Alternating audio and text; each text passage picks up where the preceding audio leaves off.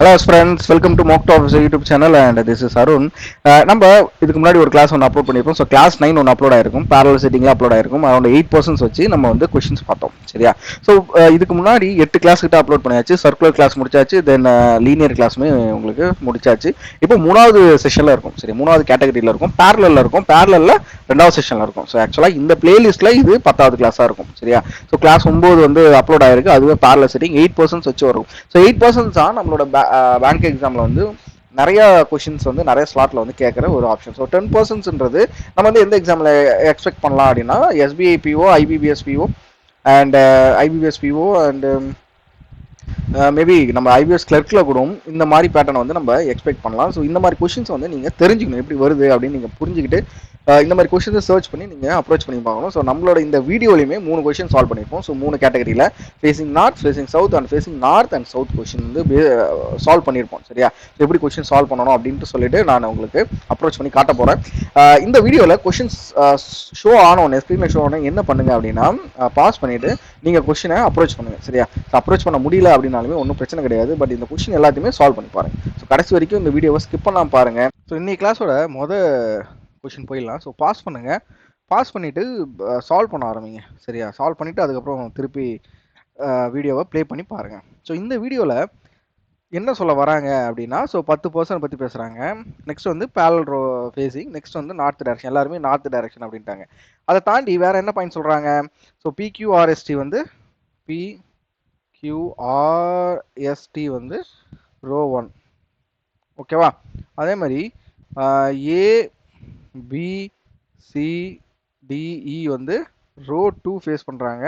So எல்லாருமே north direction தான் face பண்ணுறாங்க. எந்த ரோவில் உட்காந்தாலும் சரி, எல்லாருமே நார்த் டைரக்ஷன் ஃபேஸ் பண்ணுறாங்க. நெக்ஸ்ட் ஒரு பாயிண்ட் என்ன சொல்கிறாங்க? Row 1 is above the row 2 அப்படின்ட்டாங்க. So row 1 is above the row 2னா நம்ம ஃபிக்ஸ் பண்ணியிருக்க மாடலில் தான் அந்த ரோ எல்லா பர்சனுமே உட்காந்துட்டு இருக்காங்க, சரியா? சரி, கொஷின் போயிடலாம்.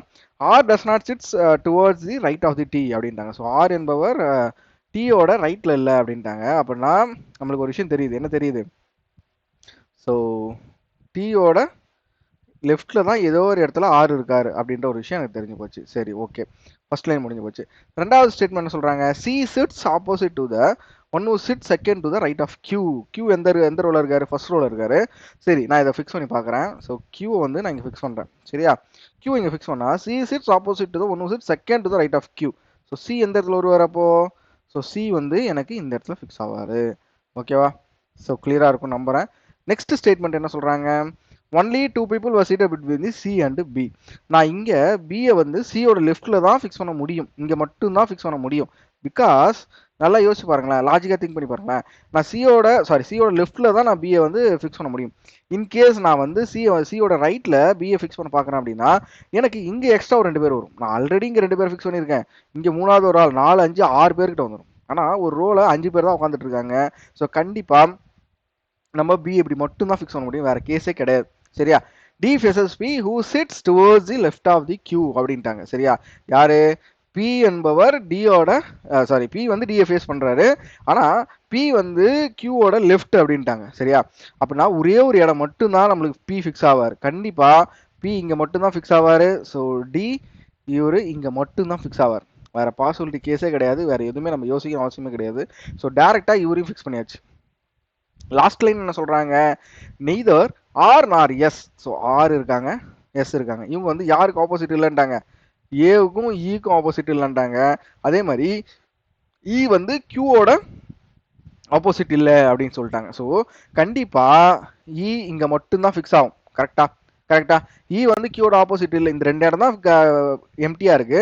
ஸோ நான் அந்த 2 இடத்துல தான் ஏவையும் ஈயும் ஃபிக்ஸ் பண்ணணும். ஆனா இ வந்து கியூவோட ஆப்போசிட் இல்லைன்ட்டாங்க. ஸோ ஏ இங்க மட்டும் தான் ஃபிக்ஸ் ஆவார். இப்போ நம்ம என்ன பண்ணலாம்? R S Q. இப்போ நம்ம என்ன யாரை ஃபிக்ஸ் பண்ணணும்? ஆர் எஸ் டி 3 பேரை ஃபிக்ஸ் பண்ணணும். இந்த ரோல ஆர் எஸ் டி 3 பேரை ஃபிக்ஸ் பண்ணிடுவோமா? ஸோ ஆரும் எஸ்ஸும் ஏக்கும் ஈக்கும் ஆப்போசிட் இல்லை அப்படின்ட்டாங்க. ஸோ இந்த இடத்துல ஆர்எஸ் கண்டிப்பாக வராது, கரெக்டா? ஆரும் எஸ் இங்கே கண்டிப்பாக வராது, சரியா? ஸோ இந்த ஒன்று ஆர்எஸ் வந்து இங்கே வரலாம், அப்படி இல்லைன்னா ஆர்எஸ் வந்து இங்கே வரலாம், ஓகேவா? ஓகேவா, சரி. நெக்ஸ்ட் ஸ்டேட்மெண்ட் நம்ம ஒரே ஸ்டேட்மெண்ட் ஃபர்ஸ்ட் விட்டுருப்போம். எதை விட்டுருப்போம்? R does not sits towards the right of the T அப்படின்ட்டாங்க, சரியா? அப்படின்னா ஒன்று டி இங்கே வரலாம், அப்படி இல்லையா டி வந்து இங்கே வரலாம்.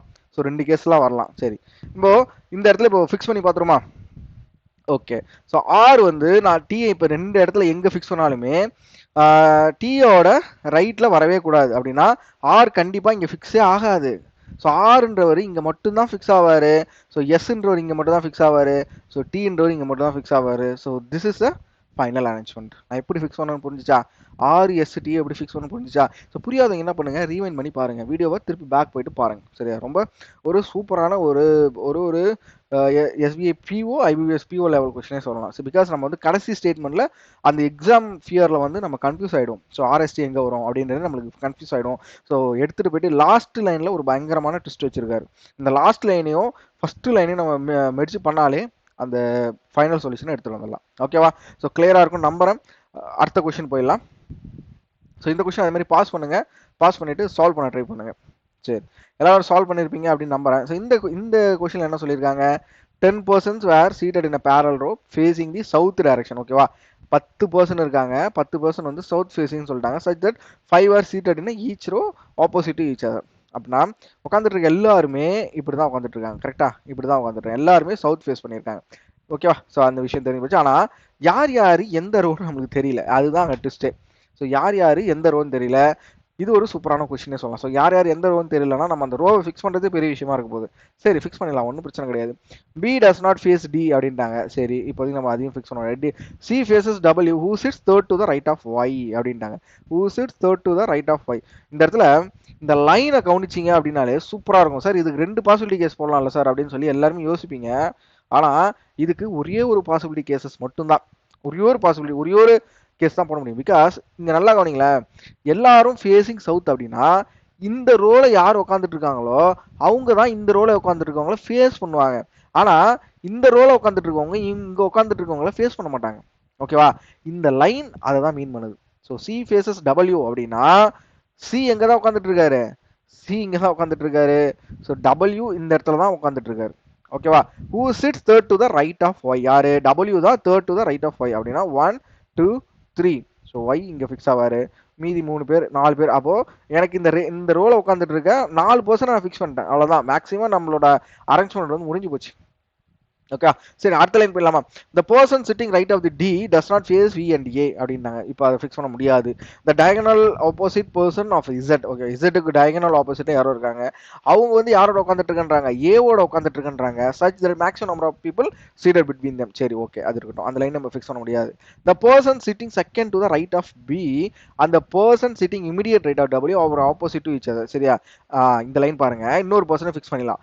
இமிடியேட் ரைட்ல ஒருத்தர் உட்காந்துட்டு, இமிடியேட் ரைட் ஆஃப் டபிள்யூல உட்காந்துட்டு ஒருத்தர் உட்காந்துட்டு இருக்காரு. ஓகேவா? அவரு தான் யாரோட ஆப்போசிட் அப்படின்றாங்க? Person sit second to the right of B அப்படின்னா ஸோ பி இங்கே தான் ஃபிக்ஸ் ஆவாரு. கிளியரா? ஸோ இப்போ நம்ம 10% ஃபிக்ஸ் பண்ணியாச்சு, அரேஞ்ச்மெண்ட் கொண்டு வந்தாச்சு. ஸோ இதை எடுத்துட்டு வந்தாலே மேக்ஸிமம் ஒர்க் முடிஞ்சு போச்சு. ஓகேவா? சரி, T sits immediately right of E அப்படின்றாங்க. ஸோ டி என்பவர் ஈயோட இமிடியேட் ரைட்ன்றாங்க. ஆனால் நம்மளுக்கு வந்து டிஇ எங்கே ஃபிக்ஸ் ஆகும் நம்மளுக்கு தெரியாது. பிகாஸ் நம்மளுக்கு யார் எந்த ரோன்னு சொல்லலை. ஸோ டி இங்கேயும் ஃபிக்ஸ் ஆகலாம், ஒன்று இங்கேயும் ஃபிக்ஸ் ஆகலாம், இல்லை இங்கேயும் ஃபிக்ஸ் ஆகலாம். சரி, வேற லைன் என்ன சர்ச் பண்ணி பார்ப்போமா?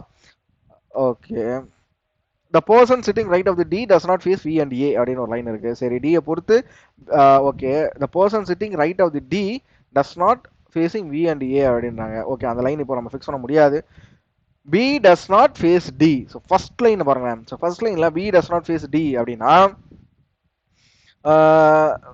நம்மளால கவனிங்களா, D sits immediate right of E அப்படின்ட்டாங்க. ஸோ இந்த ரோலை போட்டா நான் இ இங்கே போட்டுட்டு டி இங்கே தான் போட்டுக்கணும். கரெக்டா? ஆனால் எனக்கு இந்த லைன்ல என்ன சொல்றாங்க? ஃபர்ஸ்ட் லைன்ல என்ன சொல்றாங்க?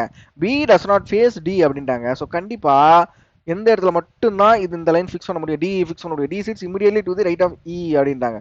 ஸோ இ இங்கே வருவாரு, டி இங்கே வருவார். ஓகேவா? கிளியரா? சூப்பர், ஃபிக்ஸ் பண்ணியாச்சு. நெக்ஸ்ட் இந்த லைன் கவனிங்களா, இந்த லைன் ஒரு செமையான லைன். இந்த லைனுமே the person sitting right of the D, டியோட ரைட்ல யாரெல்லாம் இருக்காங்களோ அவங்க வந்து யாரை ஃபேஸ் பண்ணல அப்படின்ட்டாங்க? வி அண்ட் ஏவை ஃபேஸ் பண்ணல அப்படின்ட்டாங்க. சரியா? ஃபேஸ் பண்ணல அப்படின்ட்டாங்க. ஸோ நம்ம என்ன அப்படி எப்படி ஃபிக்ஸ் பண்ணலாம்?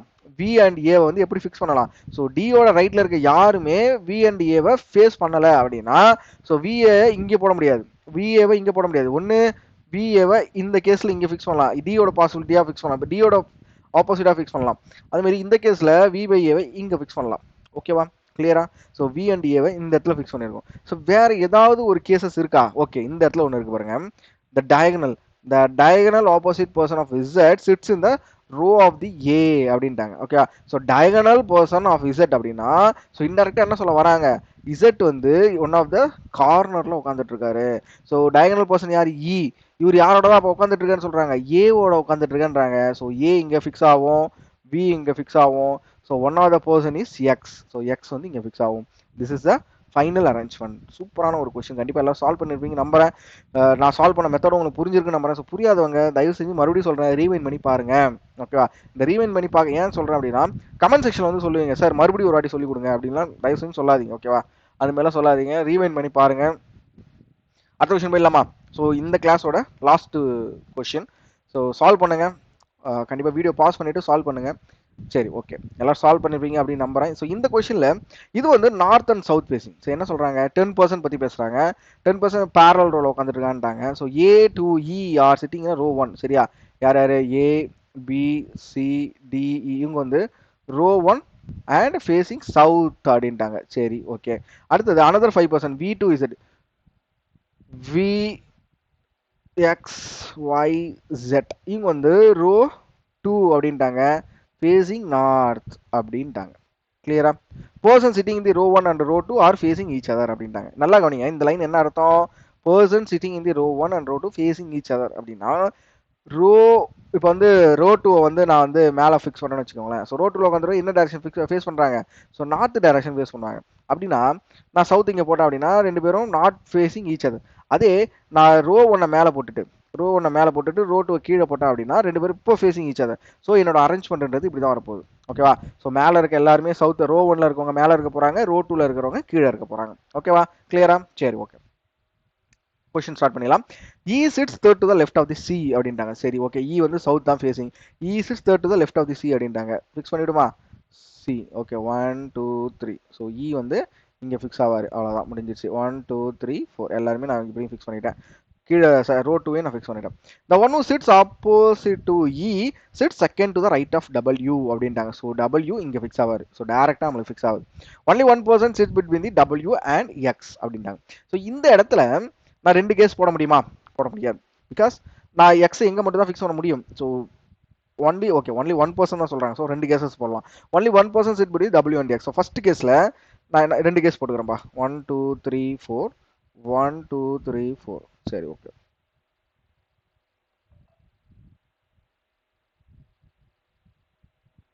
ஸோ ஃபர்ஸ்ட் கேஸில் நான் என்ன பண்ணுறேன்? எக்ஸை வந்து இங்கே போட்டுக்கிறேன். Only 1% sit between W and X. So இப்போ எனக்கு ஃபைனல் அரேஞ்ச்மெண்ட் இங்கே வரும். ஸோ இங்கே வந்து நான் எக்ஸை இங்கே போட்டுக்கிறேன். சரியா? ஸோ ரெண்டு கேசஸ் இப்போ வந்துருக்கு. ஸோ ரெண்டு கேஸும் உங்களுக்கு ஃபிக்ஸ் பண்ணி காட்டியிருக்கேன். நெக்ஸ்ட் லைன் என்ன சொல்கிறாங்க? The number of persons sitting to the right of x is same as the number of persons sitting to the right of b அப்படின்றாங்க. சரியா? இந்த இடத்துல கவனிங்க, இந்த ஃபர்ஸ்ட் பாசிபிலிட்டி போயிடுமா? இந்த ஃபர்ஸ்ட் இங்க இந்த பாசிபிலிட்டி போய் இந்த பாசிபிலிட்டி செக் பண்ணுங்களேன். ஸோ ரைட் ஆஃப் எக்ஸ் எத்தனை பேர் இருக்காங்க? 1 2 3 4 பர்சன்ஸ் இருக்காங்க. அப்படின்னா நான் பி எங்க ஃபிக்ஸ் பண்ணியிருக்கணும்? ஸோ பிஏ நான் இங்கே ஃபிக்ஸ் பண்ணியிருக்கணும். ஆனால் அந்த இடத்துல எனக்கு ஆல்ரெடி யார் ஃபிக்ஸ் ஆயிருக்கா? இ ஃபிக்ஸ் ஆயிருக்காரு. ஸோ எனக்கு இந்த பாசிபிலிட்டி வராது.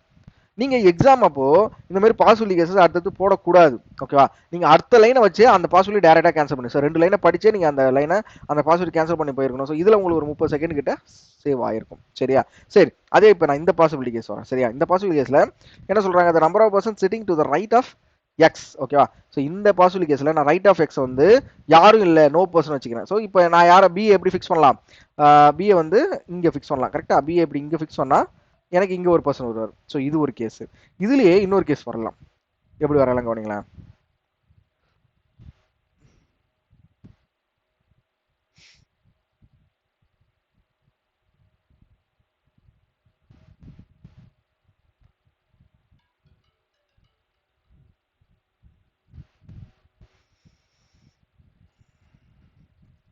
ஓகே, நம்ம அடுத்த லைன் நான் சேர்த்து படிச்சிடறேன். ஏன்னா இந்த பாசிபிலிட்டி கேசஸ் போட்டு காட்டுறதுக்கு இன்னும் லேட் ஆகிடும். அடுத்த லைனை சேர்த்து படிங்களேன்.